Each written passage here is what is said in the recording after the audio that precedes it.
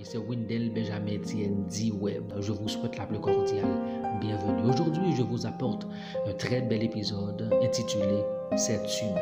Il s'agit d'un épisode en format méditatif. Je prie que vous soyez richement bénis. La crainte et l'épouvante m'assaillent et le frisson m'enveloppe. Je dis « Oh, si j'avais les ailes de la colombe, je m'envolerais et je trouverais le repos ». Aujourd'hui, les coachs de motivation pilulent sur Internet. Ils nous proposent toutes sortes de recettes pour vivre une vie épanouie. En nous proposant des formules pour vaincre nos peurs, par exemple, nous avons parfois l'impression de nous embarquer dans une aventure surréaliste. Le plus souvent, nous n'avons aucune idée de qui sont ces coachs, ni s'ils mettent en pratique ce qu'ils nous proposent. Nous sommes des êtres d'émotion. Dieu nous a créés comme tels. Chaque émotion que nous ressentons exprime quelque chose. C'est pourquoi nous devons être à l'écoute de ce que nous ressentons dans nos vies. Ne faites surtout pas semblant.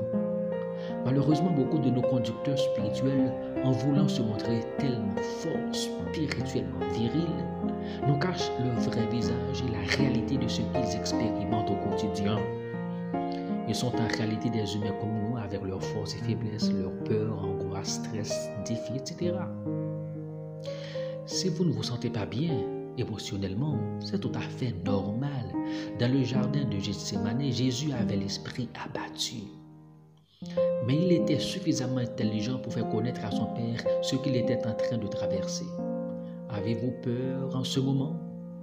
Parfois nous sommes accablés, perdus dans nos pensées. Jour et nuit, nous gémissons et nous soupirons sans que personne ne nous comprenne. Même notre propre toit devient pour nous un abri incertain. Comme le dit David sous l'oppression de l'ennemi, le méchant qui le poursuivait, nous nous disons: oh, si j'avais les ailes de la colombe, je m'envolerais et je trouverais le repos. Mais où trouver le repos? Qui peut nous faire voir réellement le salut? En cherchant du repos, certains ont fait choix du divorce, de la violence, de la fuite, du silence et de l'abandon. D'autres se sont suicidés. Dans votre situation compliquée, quel choix envisagez-vous de faire? À qui comptez-vous tourner pour au moins jouir un minimum de bien-être dans cette vie avant la fermeture de vos paupières? Vous pouvez faire part à Jésus de tous vos sentiments. Ses oreilles sont très attentives. Il ne sera pas pressé à vous écouter. Il voudra connaître toute l'histoire sans vous juger. Il vous comprendra parfaitement. David a fait le choix de placer au final sa confiance dans le Seigneur. Il n'était pas déçu. Si vous faites le même choix que lui, au lieu d'essayer de vous venger et de tout détruire sur votre passage, vous ne serez pas non plus déçu. Dieu veut écrire votre histoire à vos côtés pour des générations à venir.